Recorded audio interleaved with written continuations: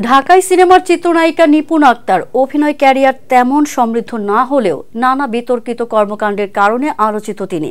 বহুদিন ধরে আওয়ামী লীগ সরকারের রাজনীতির সঙ্গেও সম্পৃক্ত এই নায়িকা। দলটির হয়ে বিভিন্ন সমাবেশ ও প্রচারণামূলক কর্মকাণ্ডে দেখা মিলত নিপুণের সরব উপস্থিতি।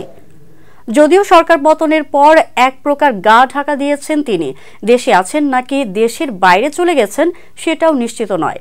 এরই মধ্যে শোনা গেল চমকপ্রদ এক খবর।